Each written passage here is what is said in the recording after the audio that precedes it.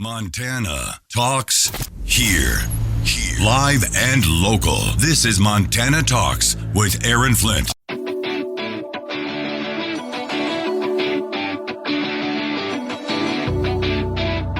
This is where Montana talks. Montana Talks with Aaron Flint. Oh, man, that's right. Today is the 15th, Wednesday, May 15th. That's when our friends from Brett's RV and Marine are going to be out at the Cooney Reservoir. They're going to have that big pontoon boat, you know, the one with the diving board. They're going to have that one out there. Yeah, they're doing a big whole event out there. They're going to have a bunch of campers out there, a bunch of boats out there, and they're bringing people out on the water. So if you're somebody who doesn't have a boat and you want to get out on a boat on the water, today is your day. And the weather looks like it's not going to be bad either. So there you go. Yeah, I think around Cooney it should be, you know, around 70 degrees. So there you go. Anyway, man, I should try to get out there for that. That would be cool. Tell you what we got coming up here in just a few minutes. I've got a lot to get to later in the hour. I want to give you the latest from the Trump political persecution trial. Vivek Ramaswamy, Byron Donalds, and several others were out front in front of that courthouse calling out the liberal judge and more, and great audio to share with you here maybe later this hour of the program. Let's see, what else? And then Attorney General Austin Knudsen. You know, I talked a lot about Colstrip and how the Joe Biden, John Tester EPA is trying to shut down Colstrip with a host of new regulations. Attorney General Austin Knudsen has filed a slew of lawsuits against the Biden administration's unlawful EPA rules. So I want to tell you about that at some point as well. Actually, let me sneak that one in right now. Now let me give you a little scene setter for what we got coming up. I'll get to that story here a little later in the hour. So coming up right after our next news and weather break, we've got Dave Goodridge is going to join us on the show.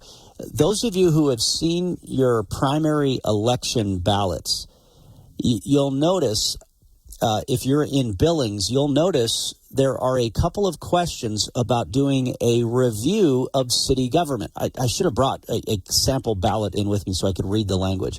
But for those of you who already got your absentee ballots in the mail, you know exactly what I'm talking about. There's a question about a review of local city government. And then we had a caller in Bozeman yesterday say there's something similar on the ballots in Bozeman as well. So Dave Goodridge, I think, is going to explain why that is on your ballot. And anyway, I think you're going to be very interested in hearing what he has to say. I know that Dave and some others in Billings have been leading efforts. They really want to see some reforms of the city of Billings charter and the way the city is run right now. And I like where they're going with some of this stuff because, I mean, for example, like how many city council members are there right now? Does Billings really need that many city council members? I mean, no wonder it's run by a liberal mob because basically you got these, out-of-state dark money left-wing special interest groups that prop up these community organizer left-wing activists who have all the time in the world to campaign for these, too many, city council seats, and it's hard for everyday working men and women to step up for it. So why don't we have fewer seats and bring some sanity to the city council? That's just one angle. Democracy 24. On the campaign trail, former President Trump is promising to undo President Biden's energy policies. Trump says if he's back in office next year, the push by the Biden administration to get more Americans in electric vehicles will be the first thing to go. They're too expensive. They're going to be made in China, and they don't go far. Other than that, I think they're wonderful. On day one, I will immediately terminate Joe Biden's insane electric vehicle mandate. The White House, hoping to tackle climate change, is spending billions of dollars to go green, incentivizing EVs and energy-efficient appliances. But Republicans say that policy is part of the reason energy costs are up almost 37% since President Biden took office. Former President Trump's comments highlighting the stark difference between President Biden and his predecessor on energy, with less than 6 months till the election. Grady Trimble, Fox Business. Here's a look at your real weather for Billings and Bozeman. With a mix of clouds and sunshine for today, and isolated showers possible. Otherwise, high temperatures will stay in the upper 60s and low 70s. For tonight, with partly cloudy skies, lows from the mid-40s to around 50.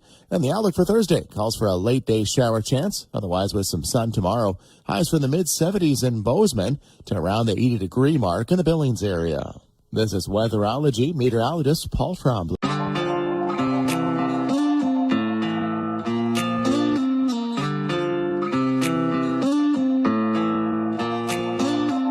Serving the great state of Montana, from the peaks of the Beartooths to the banks of the Clark Fork River. Montana Talks with Aaron Flint. All right, let's jump right into it. Yeah, we've got Dave Goodridge on the phone lines with us here from Billings. Dave, thanks for calling in this morning. Great to have you on the show. Hey, good morning, my friend. How are you this morning? I'm doing great. I'm glad you're joining us because, yeah, absentee ballots for the primary election got shipped out Friday. I already got mine on Saturday over the weekend, and so I know a lot of folks in the Billings area, but apparently there's something similar on in Bozeman as well. But they're going to be, when they get down to this question about a city review, a local government review, I know there'll be a lot of people kind of scratching their heads saying, well, what is this all about? Exactly. That's exactly what I did 10 years ago when I was standing in the ballot booth looking at it. I was like, what is this? I don't understand what this is. And there's a tax attached to it. So, no, I'm not for it. That's what I thought 10 years ago when it was on. And this time, though, it sounds like this is something you're supporting. What is it? Would it be a $5 tax in order to do this? $5 addition to tax the property taxes in order to conduct this local government-wide review? Not only a local one for the city of Billings, but also for the county as well. Yeah, that's right. So on the back side of the 3 ballots that were mailed to everybody here in Yellowstone County, you'll see are you in favor of creating a study commission to look at your city of Billings government? Are you in favor of creating a study commission to look at your Yellowstone County government? Both of those questions are on the back of the ballot. And for around a $300,000 house, it comes to around $1.50 a year. It's not an in perpetuity tax. It is a one-time tax only for 2 years. And we get to audit our government, make sure what we have is working. So if what used to be a $300,000 house is now a $600,000 valued house, you're looking at $3 then, a one-time tax in order to fund this citywide review? That's correct, yep. It's the total amount. So on the county question, you'll see they have the total amount on there. That total amount of $495,000, that is the tax for this process. It's split into 2 years, and it's a pretty small number when you get down to the homeowners. And I say that very delicately because I largely am not in favor of more taxes, but our governments, both Yellowstone County and city, were put in place and established in the 70s, and I think we can all agree we were a very different city and community in the 70s than we are now. Yeah, and so this isn't just a question that comes up for Billings voters. This comes up across the state, right? What is it, every 10 years, yep.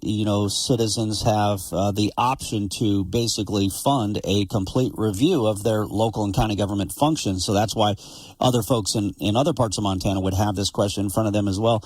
I know I ran into you and a bunch of other, prominent local business owners and I guess would say influencers in the Billings area, and you guys were having some interesting conversations about looking at how to revise the City of Billings charter. And I got to say, I really like the focus of what it seemed like you guys were talking about, because, I mean, one example in particular, why does the City of Billings have so many city council members? I mean, no wonder the meetings take forever, and no wonder it's kind of run by a liberal mob at times. That's at least my perspective anyway.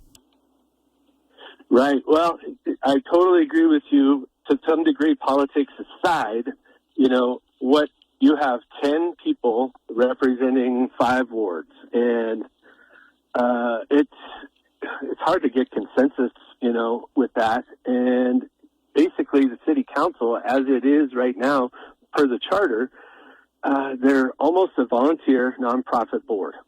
And what that means to me, who I've served on a lot of nonprofit boards, you almost show up for the meeting, here's your agenda. Oh, what does this mean? You're told what it means, and then you vote yes or no on it.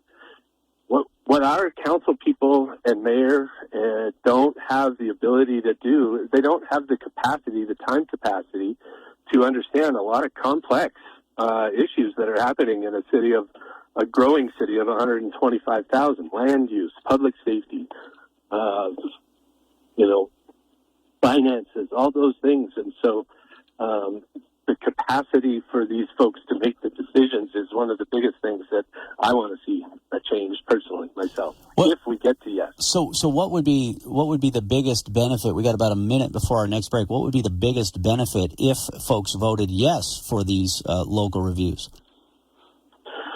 Well, if we get to yes, then a study commission is created, which anybody who wants to be on the study commission can go and put their name in the hat at the elections office.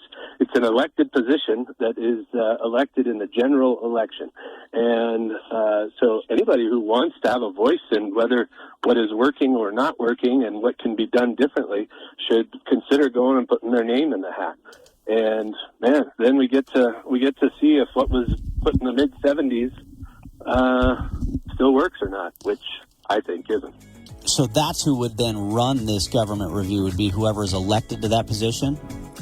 That's correct. Yep. And the one big thing, there's no point in this whole process where anything is rammed down anybody's throat from government.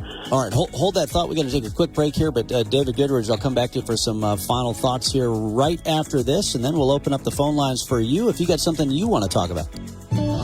Media Minute with Howard Kurtz. After a huge media buildup, the cross-examination of Michael Cohen yesterday seemed rather scattershot. Why did defense attorney Todd Blanche waste time quoting from all the insults that Cohen was dishing out against Donald Trump on social media? We all know that he has been trashing him for 6 years. He's built a lucrative career on it. Send him to the big house, not the White House, said a mug that he is selling. But Blanche did score a point in asking whether the Manhattan DA's office had repeatedly asked him to stay off TV. Cohen, whose memory turned foggy, initially was evasive and then said yes, but it was fewer than 5 times. And when he brought up Cohen's home confinement after being released for COVID, it was a not-so-subtle way of reminding the jury that he had served time in prison. Now, the defense had spent time inoculating Cohen on giving his spin on these answers. We'll see how it pans out. With your Media Minute, Howard Kurtz, Fox News. This is where Montana Talks Ag with Lane Nordland. Montana lies within the Minneapolis Federal Reserve's 9th District, and high interest rates continue to eat into farmers and ranchers' bottom lines. Since about early 2021, interest rates for ag producers have increased around 400 basis points. And what that equates to is 4% interest. To put it into perspective, in 2021, during renewal season, a lot of ag producers were getting around 4.5 to 4.6% interest rate for their production loans. Now in 2023, they were being charged about 8.5%. So that's a pretty big increase over 2 years. That was Tate Berg, Senior Ag Coordinator for the Minneapolis Federal Reserve. He said, looking at the numbers, in the Fed's 9th District, farmers paid more than $800 million in interest expenses last year. So in 2023, interest expenses for ag production loans in the district totaled about $840 million. Now, to put that in comparison, in 2021, interest expenses for ag production loans was $415 million. And then in 2022, the total interest expense paid was $490 million. So that total interest paid in 2023 is more than double from 2021. So it's a very large increase in 2 years. A very large increase, no doubt, impacting the farmers and ranchers who are just trying to grow food and fiber to feed and clothe the world. I'm Lane Nordlund.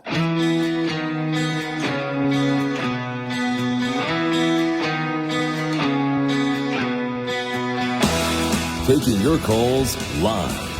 406-294-0970. Montana Talks with Aaron Flint. All right.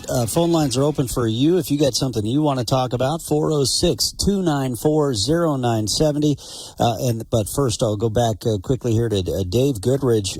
Dave, yeah, you're encouraging Billings voters to support, to vote for this local government review. It would have a very small property tax increase, but man, you know how we are right now. Everybody is so ticked off at the ever-increasing property taxes that even a tiny property tax increase is a tough ask right now. What would some final thoughts be from you? Why you feel this is so important that folks do vote to support a review of local government in Billings? Well, just to consider the fact of voting for a review of county government too, because both of them are on the ballot at this time, both Yellowstone County Government Review and City of Billings Government Review, and I'm in favor of for each of those. Fully understanding as a property tax payer myself, fully understanding I don't like more costs, but the ability to affect government in all of its levels, from the federal all the way down to our city of Billings, our Yellowstone County, our ability to affect how we are governed is pretty minimal if we start at the top, but it's very large if we start at the bottom. We can affect a change very easily. We can stand in front of our Yellowstone County commissioners. We can stand in front of our City of Billings City Council, and we can speak directly to them and affect some change. And I think, for, in my opinion, the small cost, again, not in perpetuity. This is only a one-time tax. Boom, it's done. And we can put a different style of government that is more attuned to the city of Billings as not a one-horse town as it may have been back in the 70s. We are a 3 or 4 horse town now, with a lot of people. I think it's worth it, to basically perform an audit of our Yellowstone County government, an audit of our city of Billings government. Yeah, that's the value equation in my mind. All right, and of course, a lot of that would depend on who ends up being the person to kind of run it and oversee it, which would come down to that election as well. All right, well, David Goodridge, thanks for calling in, because I know that's going to be something that people are going to see, and then we're like, wait, what is this? So I appreciate you coming on, joining us to explain it in a little bit more depth, and also keep us updated on kind of those other separate conversations, separate but related conversations, talking about what types of reforms could be made in particular. So I appreciate it. 406-294-0970 is the number for you. In the 6 o'clock hour, I'll tell you one thing I'd like to see the city of Billings be more vocal about is be more vocal in support of our natural resource industries in particular. I know our county commissioners like, John Osland and Mark Morse and Don Jones have been very supportive of oil, gas, and coal. That's one of the benefits of having Republican county commissioners. But we've got, a liberal mob basically on the Billings City Council. But, look at how important Colstrip is to Billings and to Yellowstone County, to the whole state of Montana. I talked a little bit about Colstrip during the during the 6 o'clock hour of the show because Joe Biden, the Biden tester EPA, is trying to shut down Colstrip 3 and 4. They already, the Democrats already, with their radical environmentalist buddies, already shut down Colstrip 1 and 2, but now they want to go after Colstrip 3 and 4.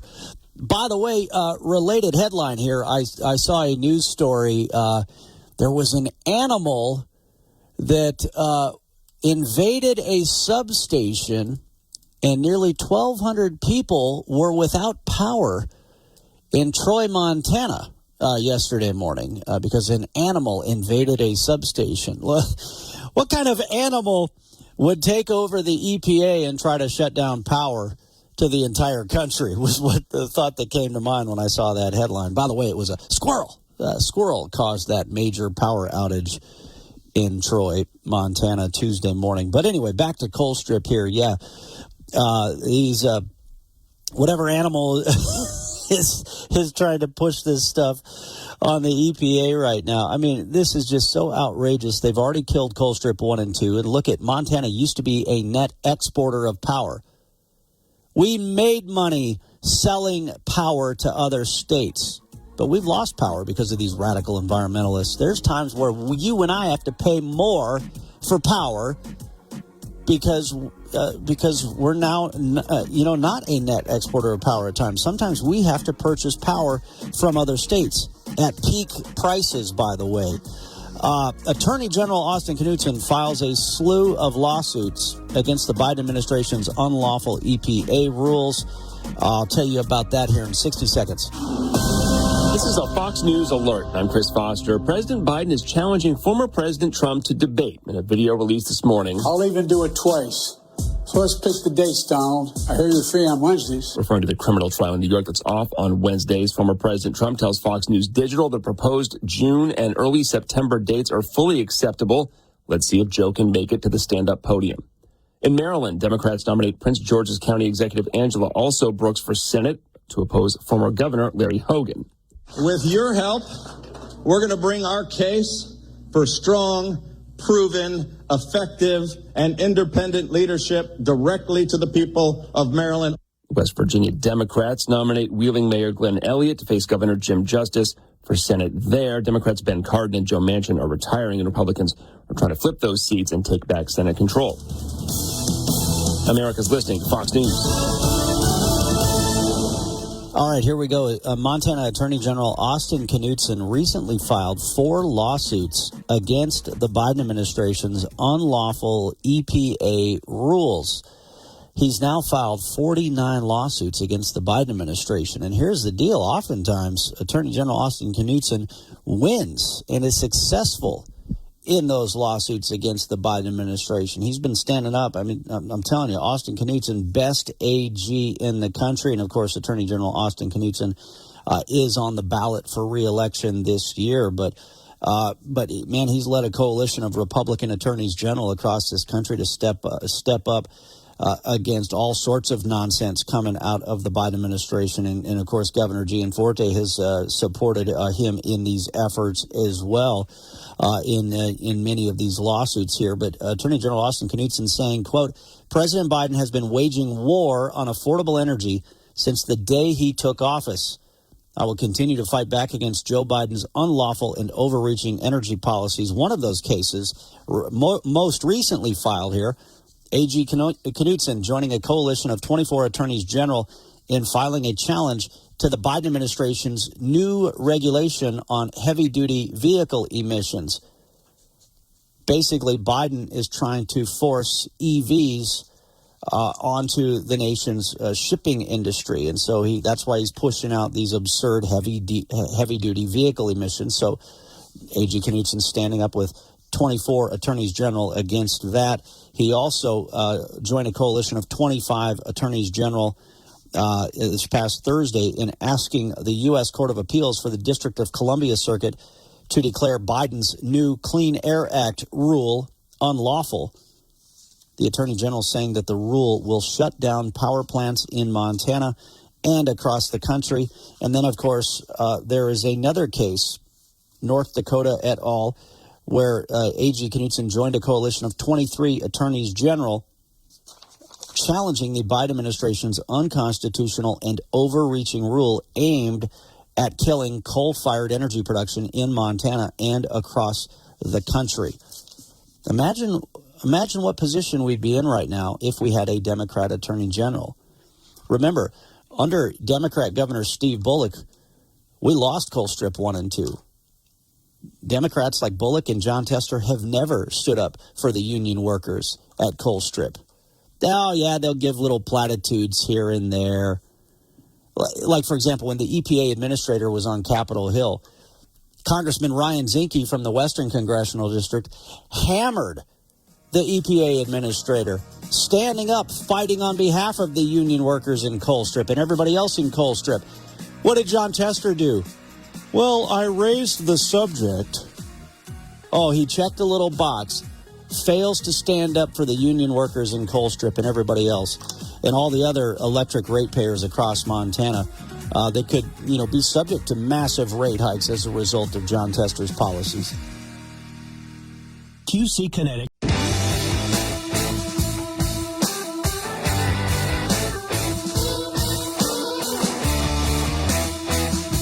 This is where Montana talks. Montana Talks with Aaron Flint. I definitely want to get to the Trump political persecution trial. Think about all the crime and violence in New York City, yet look at how much time they have for the Trump political persecution trial. And no other cases that this judge needs to be seeing right now in New York City. Nope, it's all persecuting Trump all the time. But they put the criminals back out on the streets anyway, so I guess the judge does have all the time in the world to go after Trump. Let's sneak in a caller here. We got Ken in Billings on the phone lines. Ken, thanks for the call. What's on your mind? Good morning, Aaron. Morning. Thank you for taking my phone call. Say, there's a problem here that I see in the whole United States here. I've read the Constitution from beginning to end, and I find no place in the Constitution where it says the government is supposed to be telling us what we can do and what we can't do and all this other kind of stuff. And now, with the coal is the cheapest product that we have that makes a lot of electricity. And, it's going to hurt a lot of people when you do shut down these mines like this. And I work for a company called Tractor and Equipment, and the dumb people over there, they take care of all the machines and everything else at the mine. So they're going to be hurt. You have the oil companies that put their oil in all the vehicles and everything else.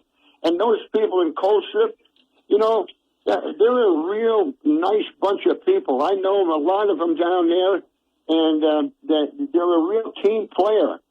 And to cut down that company and have somebody that doesn't know tiddlywinks from manhole covers, it's about time that everybody gets together and maybe we write a letter to this wacko in Washington and tell him where the bear poops in the woods.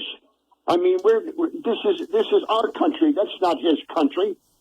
That's right. And when you say him, really it's they, them.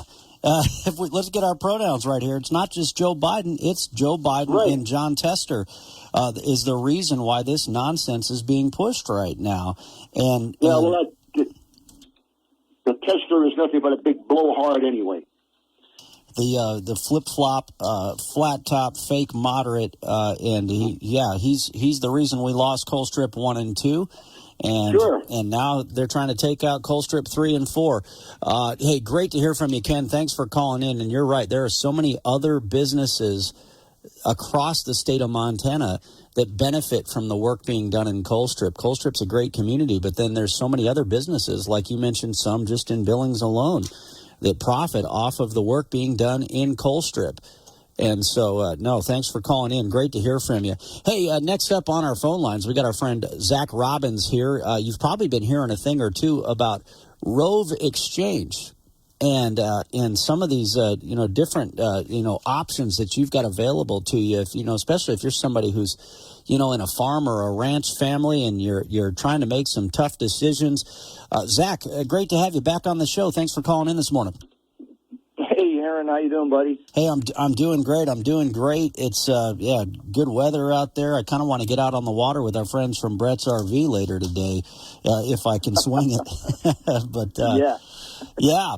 Hey, it was great seeing you in Plentywood at the Farm Expo. I was going to try to get you on the show from up there, but you were so busy. You had so many people coming up and talking to you about Rove Exchange and what you provide.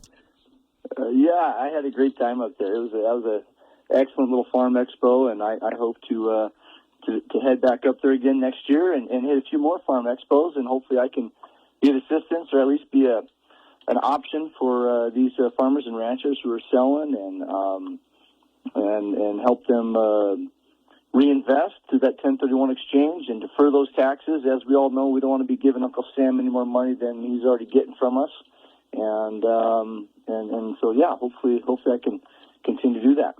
Yeah, when you were telling me about these 1031 exchanges that you specialize in, it's just a brilliant concept to me.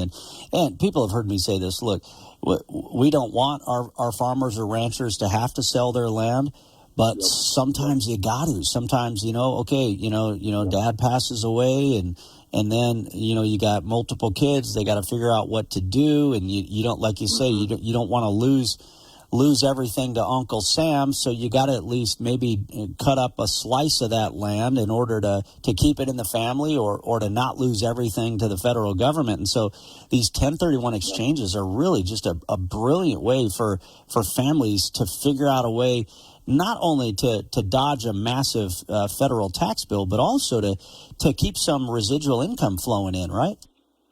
Yeah, yep, exactly. And that's the thing. We don't want to see our farmers and ranchers selling, but unfortunately, in some situations, they have to. There's no one to take over the ranch, and it's unfortunate. But and what we're doing is I find them. They're called single tenant triple net assets. It's corporate guarantee long-term leases, and we're buying these properties not only in Montana but all around the nation.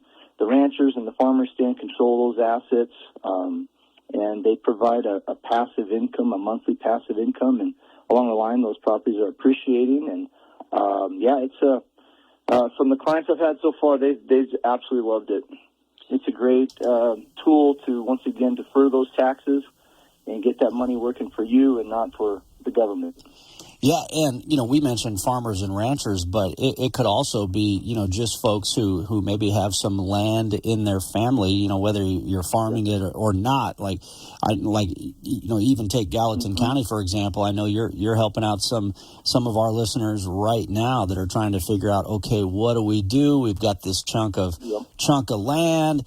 Man, we don't want to get, swacked by taxes on it. But at the same time, it's not just a farmer rancher deal. We're talking about other types of landowners here as well.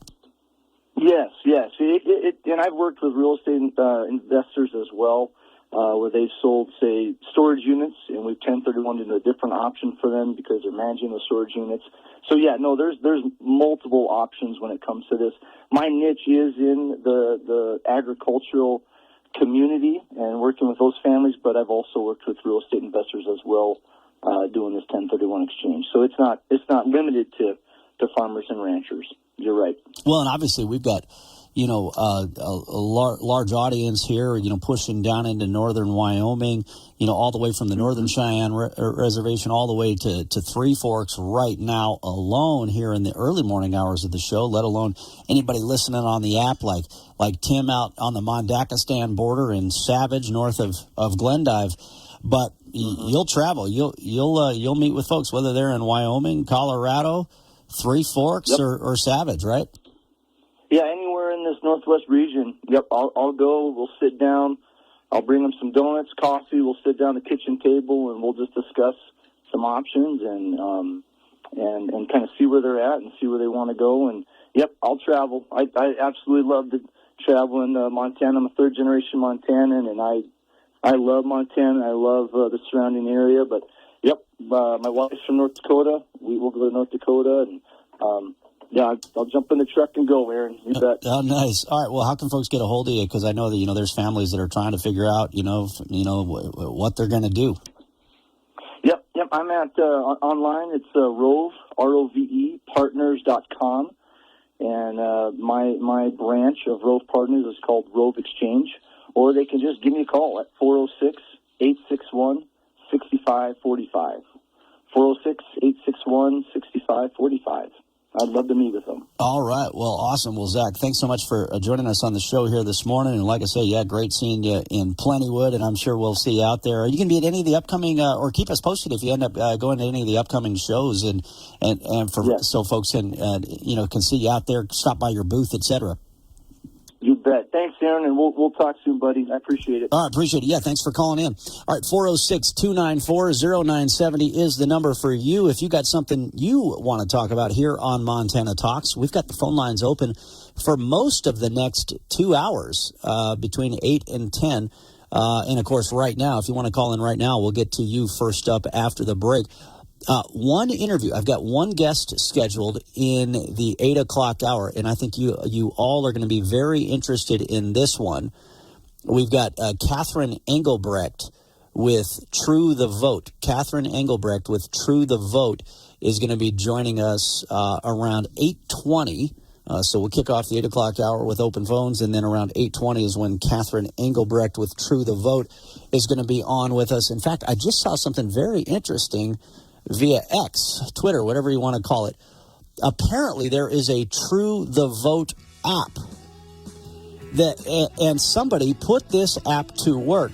They found 50 voter records that were registered using the same P.O. box. So if there's questionable election ballot activity going on, apparently True the Vote has an app that can help identify this. So that's going to be an interesting conversation. Do you need to let customers switch to a voice call without leaving your app and then use AI to answer their questions instantly over the phone? Vonage does that. With Vonage Voice API, you get click-to-call connectivity in your app or website. And you can connect to customer data to provide more personalized service. Create custom AI voice experiences, even if you're not a developer. If you want more people talking about your business, get Vonage Voice API at Vonage.com. Fox News commentary. After last year's Rainbow Mafia overload debacle, Target will dial back the Pride displays this year. I consider this another W in our column. I'm Tommy Lahren. More next. Stay on top of the latest forecast with America's Weather Team in the palm of your hands. Here's the latest from America's Weather Center. It's Fox weather updates throughout your busy day, every day. That heat's going to be out there for one more day. Temperatures being 30 degrees above average. Put the power of over 100 meteorologists and the worldwide resources of Fox in your hands with the Fox Weather Podcast. Precise, personal, powerful. Subscribe and listen now at foxnewspodcasts.com.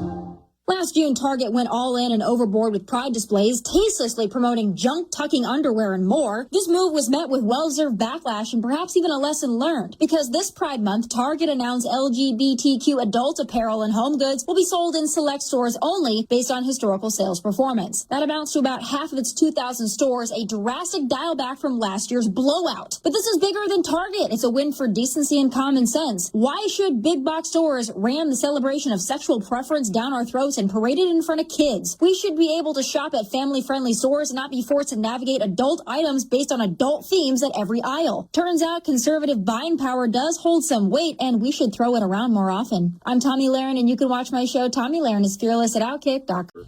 Paid for by Tanner Smith for Governor, Republican. Post Office Box 921, Lakeside, Montana, 59922.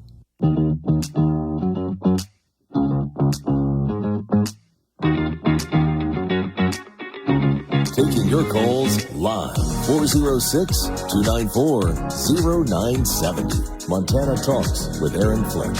Did you guys see where Karine Jean-Pierre, the White House press secretary, she said the quiet part out loud. Karine Jean-Pierre says she cannot comment on the Biden-led witch hunt against President Trump because, quote, it's related to the 2024 elections. So she was asked if she could comment on this, the Trump political persecution trial, I think was was a question similar to that. And listen to her response. Was it appropriate for Speaker Johnson to show up at the trial of the former president today? So look, I can't speak to, don't want to comment, obviously, as this is related to 2024 elections, and I can't speak to the speaker's schedule. That is something for him to decide on. All right. So did you hear what she said there? She can't comment on it on the trial because it's related to the 2024 elections. Stephen Miller says this is what they call a confession. She just admitted. She just said the quiet part a lot. They just admitted that this whole Trump political persecution trial is all about interfering in the 2024 elections. I don't know if you guys saw it, but Vivek Ramaswamy and several other Republicans, Byron Donalds, Corey Mills, Speaker Johnson, they showed up and basically hosted a press conference outside the trial to call out this nonsense, to call out the liberal judge and more. Here's part of what Vivek Ramaswamy had to say. This is a politicized persecution that is nakedly apparent. What I want to do is dive a little bit deeper into what we actually learned today in that courtroom. What do we see in there? First of all, I learned a lot from being in there in person. It is one of the most depressing places I have been in my life, but it is fitting because the only thing more depressing than the environment of that courtroom is what's actually happening in there. It's straight out of a Kafka novel. The prosecution's main strategy appears to be to bore the jurors into submission. And if you look in that direction, sadly, it may appear to actually be working. Now, I would like for anybody here in the press, anybody at home, anybody at MSNBC or the media afterwards, to clearly state what exactly is the crime that Donald Trump committed. Oh, wait. We have not heard a good answer to that question. It has been vague until today.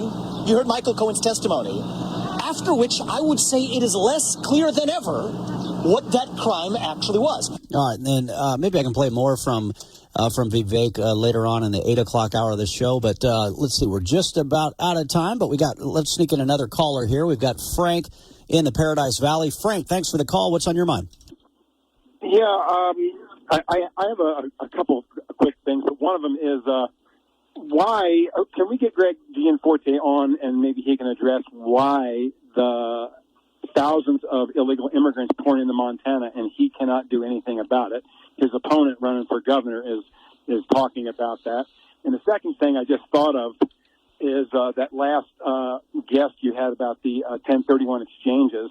And I'm just wondering, where are our representatives, Steve Daines and Rosendale, on getting this miserable law changed? Why we have to work our entire lives, grandfathers, great-grandfathers, accumulate properties, the ranch, and then have to sell it and give half of it to the government. Just to be taxed on it, yeah. Well, and it's going to get worse. And it's going to get worse if John Tester is reelected and Joe Biden. They've pledged that they want to make the death tax even worse if Biden stays in power. You know what I'm saying?